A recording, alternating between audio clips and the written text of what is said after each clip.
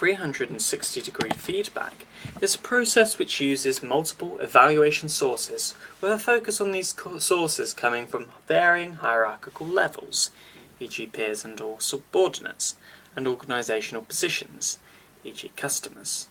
London and Smither 1995, Dunette 1993, Tornow 1993.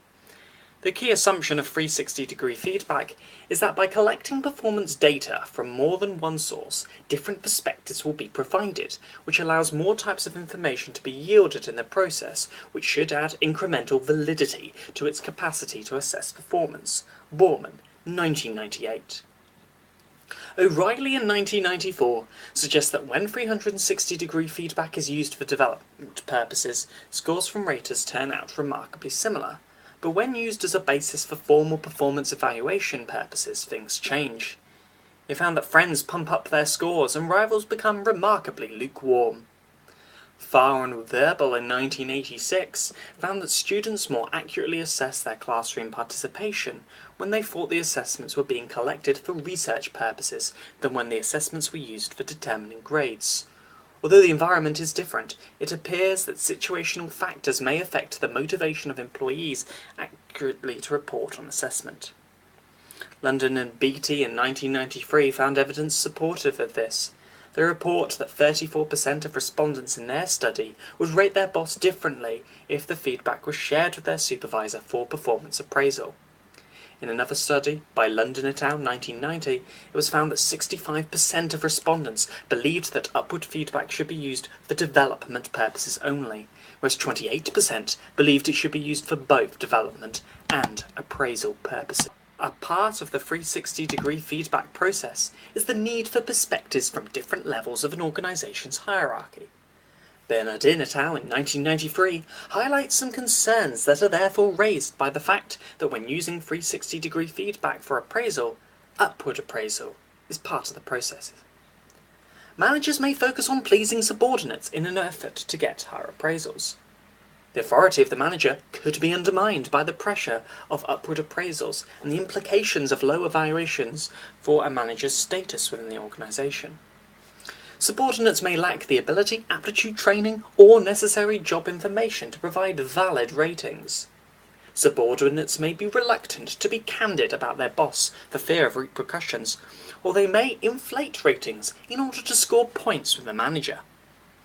Employees who are being pushed hardest by their supervisors may rate those supervisors more harshly. And managers may also be confused about how to interpret subordinate appraisals relative to ratings from other sources, such as their bosses. Overall, Bernardin et al. In 1993 found that attitudes towards the appraisal system and its characteristics can have substantial effects on its ultimate effectiveness, and the extent to which managers express pessimism regarding subordinate appraisals ultimately can undermine it. London and Beattie in 1993 also suggest a bias leniency when 360-degree feedback is used in conjunction with performance appraisal. They recommend that when the feedback is used for developmental purposes, it is important not to administer the questionnaire just prior to the time of the performance appraisal interview.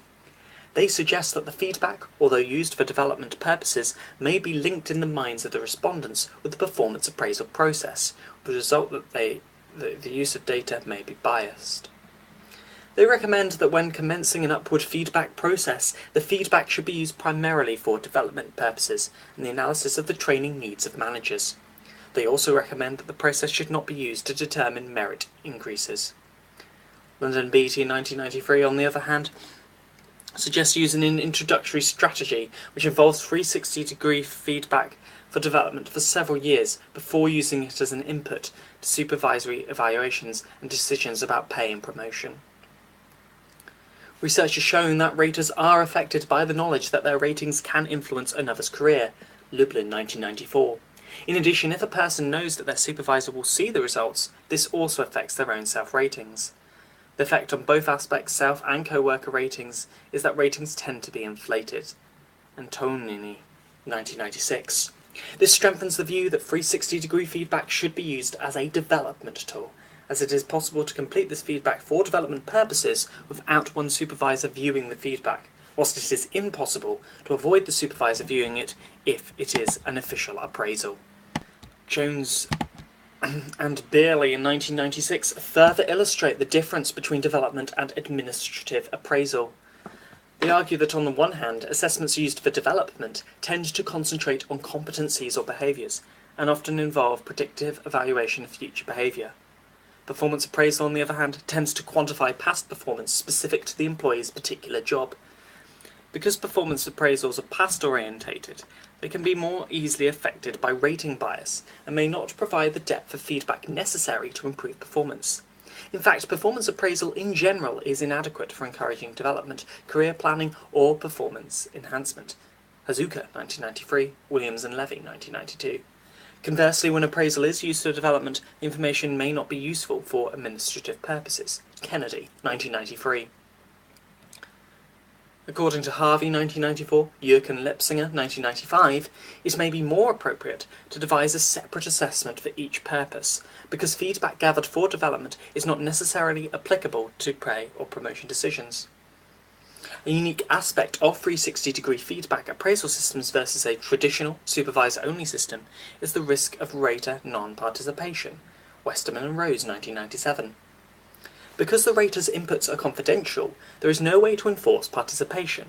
Westerman and Rose indicate that raters must feel confident of anonymity and comfortable with their knowledge about the ratee, unpressured and secure in their role of rating superiors. In addition, Denisi in 2000 points out that both rater participation and the quality of rater input are functions of the ease of use of the instrument. This suggests limitations with using 360-degree feedback as an appraisal tool, and therefore why it would be better to reserve its usage to just a development tool. Gregorius et al. In 2003 found that 360 ratings for development purposes were more reliable than were 360 ratings for evaluation purposes, but this was only true for subordinates and not for peers.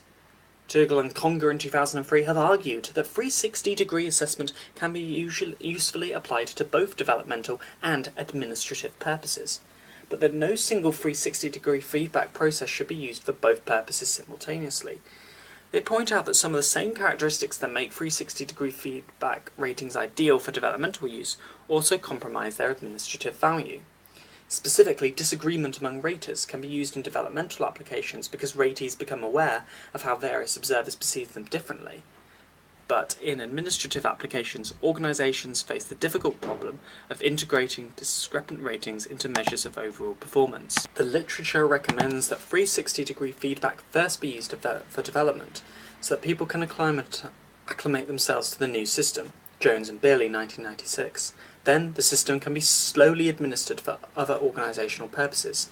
This ensures that the feedback will be accepted for both developmental and decision-making purposes. Romano, 1993.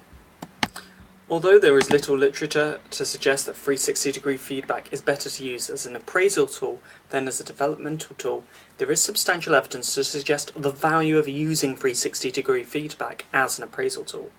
Therefore, even if it is considered that it is a better developmental tool, it can still be considered as a good appraisal tool, and far better than many alternatives.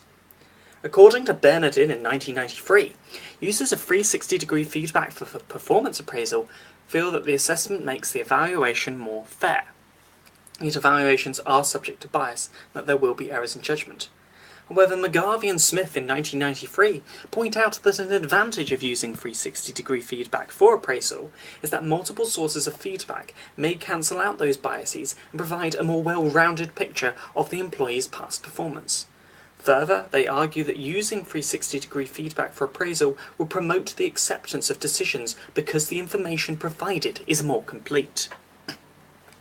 Craig and Hannon in 2006 notes that most concerns about using 360-degree assessments for administrative evaluation are based on logical arguments rather than empirical evidence. Very little research has directly examined the effects of combining developmental and administrative uses.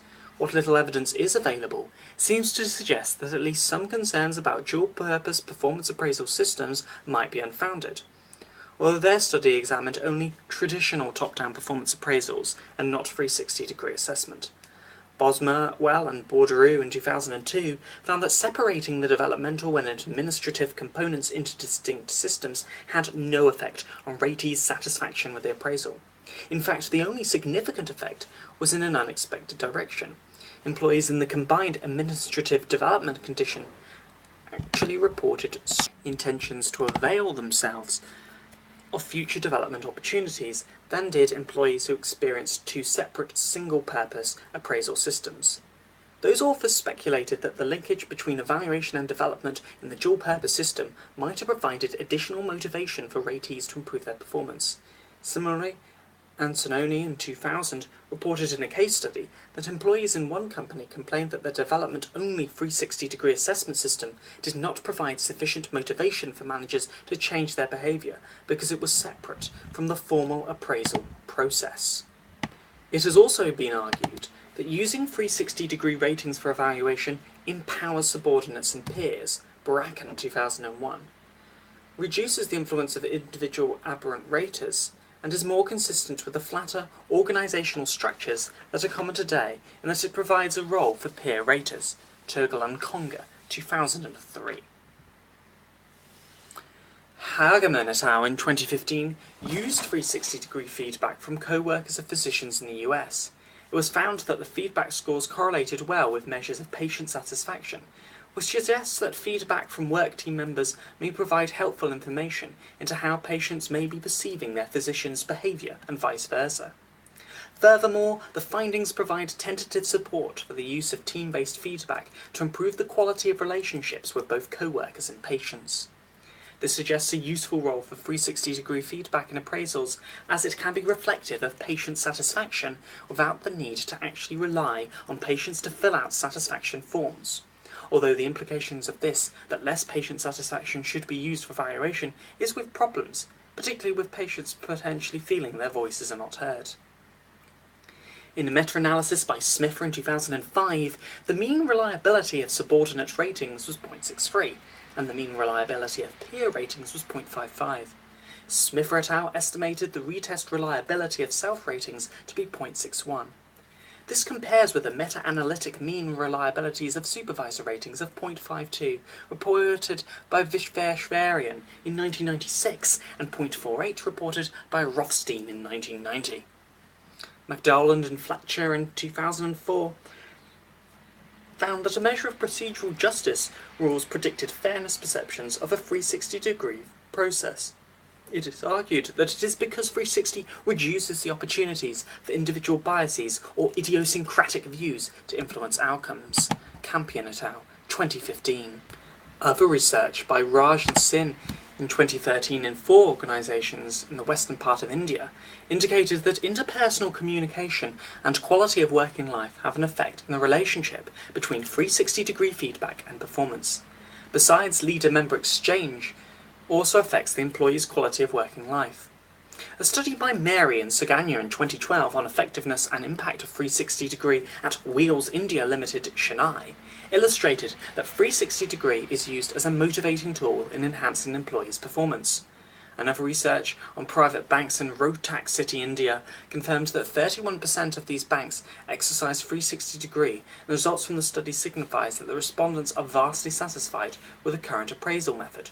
Rani et al., 2014. A comparative study on public and private banks in India by Srivastava and Purang in 2011 compared private banks who used 360-degree feedback with public sector banks who did not use it.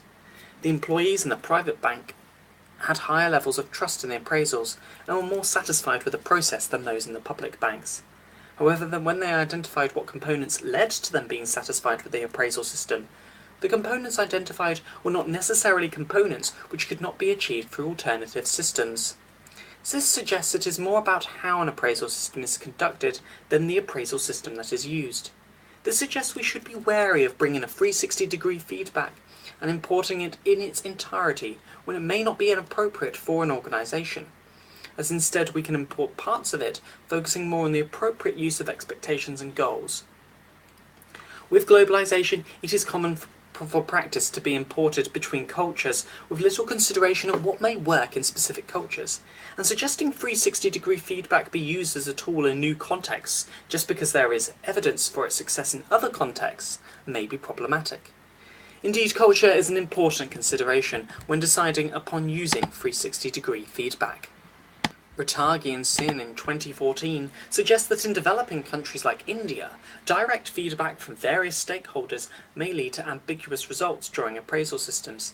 360-degree feedback systems, if successfully implemented in the developed economies, but less relevant in the developing economies like India. Social issues like poverty, financial insecurity, education level, corruption, and many factors become hurdles during implementation. And current human resource management policies in India's businesses are determined by the following factors. Tinetti, 2012. By community interest or impact of pressure groups such as politicians, social reformers, and union leaders. For instance, reservation of a particular position of a job for a specific caste. Strong political support and the existence of pro-labour laws which decides on the policies related to recruitment, career development, transfer, and even retirement. Thus, as long as these factors persist, the appraisal system fails to make the required impact in the organisation.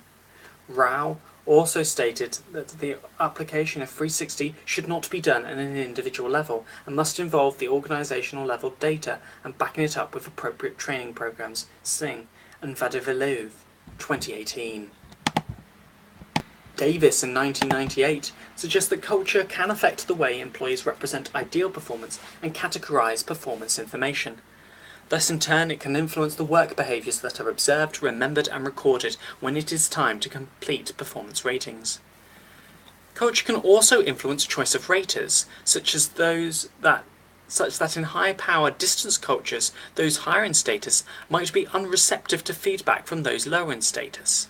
And workers in collectivist rather than individualist cultures might be reluctant to evaluate their peers. Fletcher and Perry, 2001.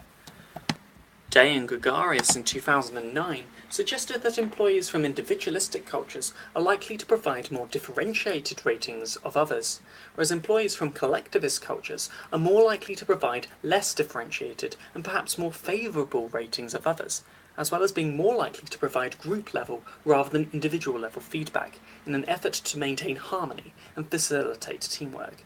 Icahn and Canugo, 2001, Fletcher and Perry, 2001.